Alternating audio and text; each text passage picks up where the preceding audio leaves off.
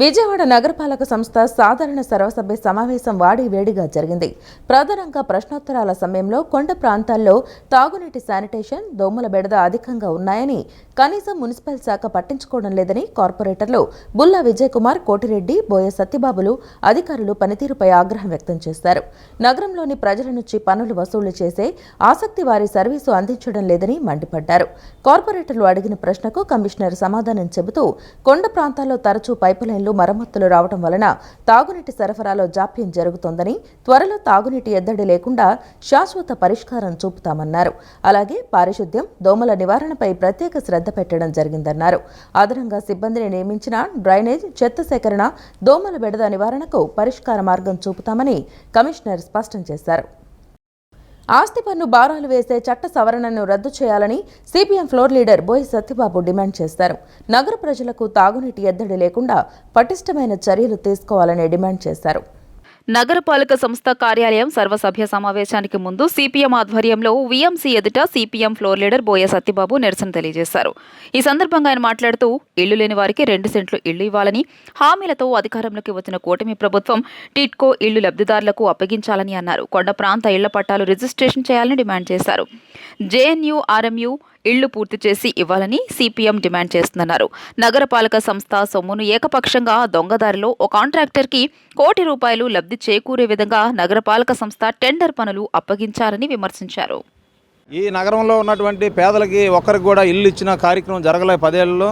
ఈ ఇల్లు ఇచ్చే కార్యక్రమంలో గత ప్రభుత్వం కానీ ఈ ప్రభుత్వం కానీ నిర్లక్ష్య ధోరణి ఈ కౌన్సిల్లో సిపిఎంగా మేము ప్రస్తావించబోతున్నాం. కౌన్సిల్ యొక్క మరి చర్చలు, ప్రజల యొక్క అంశాలని సాధారణంగా జరిగేలాగా మేయర్ గారు చొరవ చూపాలి. సంక్షేమంలో ముఖ్యంగా పెన్షన్లు గత 10 ఏళ్ల నుంచి కూడా పెన్షన్లు విడుదల కాక విజయవాడ నగరంలో వేలాది మంది వృద్ధులు, వితంతులు, వికలాంగులు ఇబ్బందులు పడుతున్న పరిస్థితిని కూడా ఈ కౌన్సిల్ మేము ప్రస్తావించబోతున్నాం. అలాగే ప్రజలందరూ తాగే రక్షిత మంచినీరు ఇది రక్షితంగా లేకుండా ప్రజలకి ఇబ్బందికరంగా మారింది. రంగు మారిపోయి, రుచి మారిపోయి ప్రజలకి మరి అనారోగ్యానికి గురి చేసే విధంగా పొల్యూషన్ వాటర్ కూడా ఈరోజు విజయవాడ నగరంలో పెద్ద ఎత్తున ప్రజలను ఇబ్బంది పెడుతున్న పరిస్థితి. ఈ అంశాలని ఈరోజు కౌన్సిల్లో మేము చర్చిస్తున్నాం.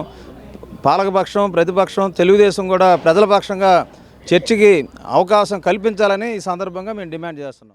ఉగాది, రంజాన్, శ్రీరామనవమి పండుగల సందర్భంగా పటమట పంటకాలువ రోడ్డులోని స్టెల్లా ఇండోర్ స్టేడియంలో శ్రీ సాయి చేనేత కాటన్ సిల్క్స్ ఎక్స్పో పేరిట ఏర్పాటు చేసిన చేనేత హస్తకళ ప్రదర్శన నగరవాసులను ఆకట్టుకుంటోంది.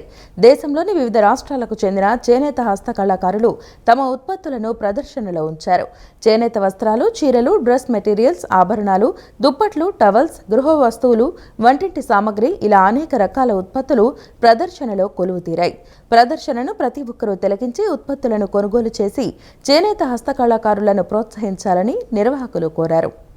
ఉగాది, రంజాన్, శ్రీరామనవమి పండుగల సందర్భంగా పటమట పంటకాలువ రోడ్లోని స్టెల్లా ఇండోర్ స్టేడియంలో శ్రీ సాయి చేనేత కాటన్ సిల్క్స్ ఎక్స్పో పేరిట ఏర్పాటు చేసిన చేనేత హస్తకళ ప్రదర్శన నగరవాసులను విశేషంగా ఆకట్టుకుంటోంది. మార్చి 21వ తేదీన ప్రారంభమైన ఈ ప్రదర్శన ఏప్రిల్ 9వ తేదీ వరకు కొనసాగనుంది.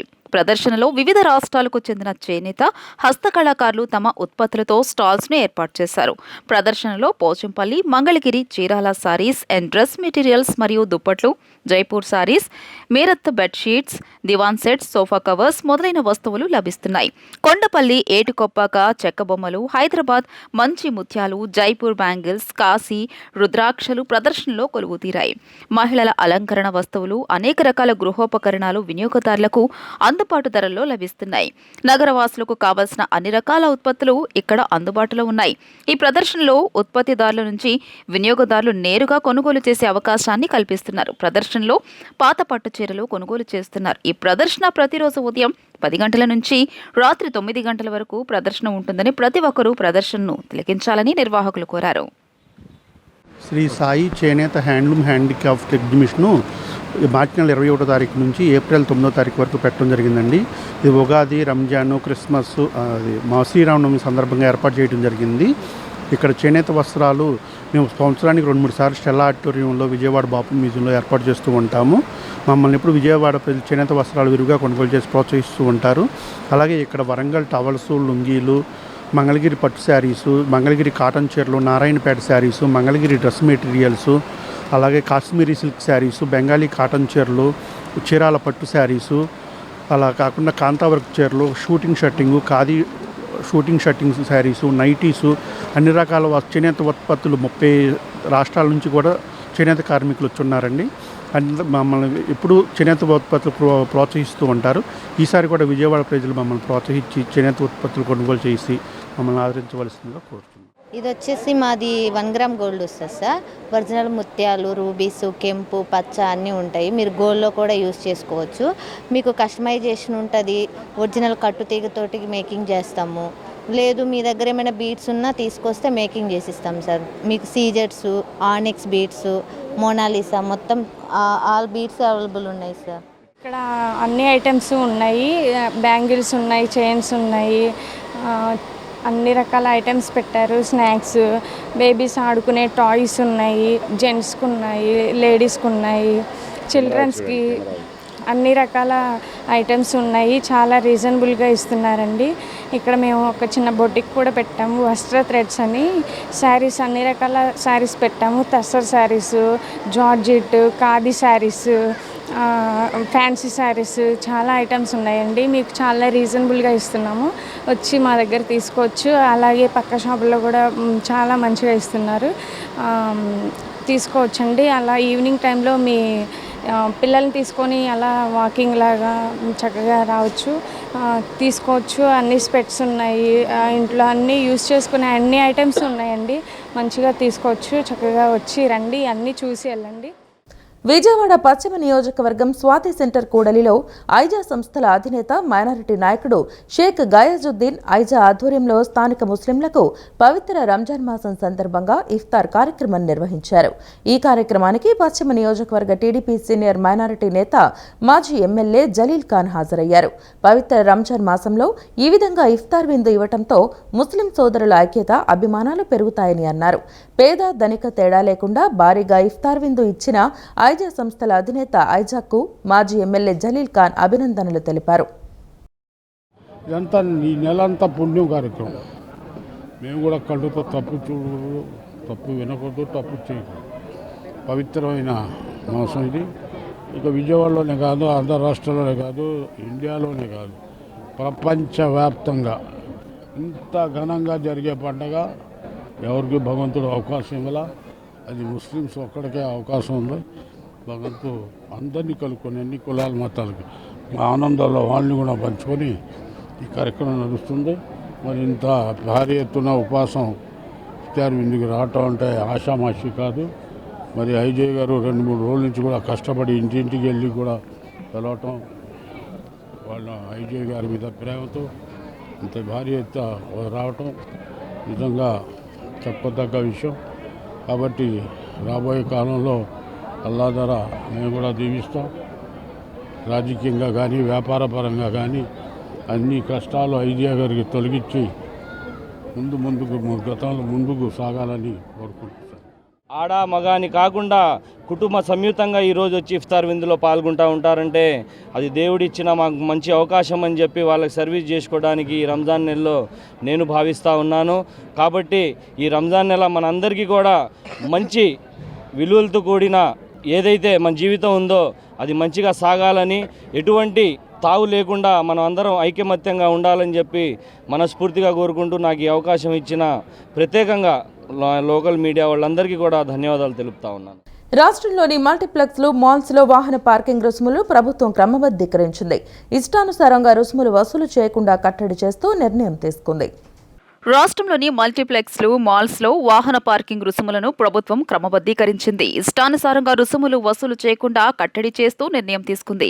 ఎలాంటి సందర్భంలో రుసుములు వసూలు చేయాలో నిర్దేశిస్తూ పురపాలక, పట్టణాభివృద్ధి శాఖ సోమవారం ఉత్తర్వులు జారీ చేసింది. వచ్చే నెల 1 నుంచి కొత్త నిబంధనలు అమలులోకి వస్తాయని పేర్కొంది. ప్రభుత్వ తాజా నిర్ణయం ప్రకారం మొదటి 30 నిమిషాల వరకు పార్కింగ్ రుసుములు పూర్తిగా ఉచితమని పేర్కొన్నారు. 30 నిమిషాల నుంచి గంట వరకు పార్కింగ్ చేసిన వ్యక్తులు మల్టీప్లెక్స్ మాల్లో ఏదైనా వస్తువు కొన్నట్లుగా బిల్లులు చూపిస్తే అలాంటి వారికి రుసుములు వర్తించమని తెలియజేశారు. బిల్లులు చూపనట్లయితే అలాంటి వారి నుంచి పార్కింగ్ రుసుములు వసూలు చేయొచ్చని ప్రభుత్వం తెలిపింది. గంటకు పైగా చేసిన పార్కింగ్పై వాహన చోదకులు సినిమా టికెట్ ఇతరత్రా బిల్లులు చూపినట్లయితే ఉచితం, ఆధారం చూపని వారి నుంచి రుసుములు వసూలు చేయొచ్చని ప్రభుత్వం వెల్లడించింది. బిల్లులు లేదా సినిమా టికెట్లు చూపని వారి నుంచి రుసుములు ఎంత వసూలు చేయాలన్న దానిపై పురపాలక పట్టణాభివృద్ధి శాఖ స్పష్టత ఇవ్వలేదు. వార్తలు ముగించే ముందు ముఖ్యాంశాలు మరోసారి.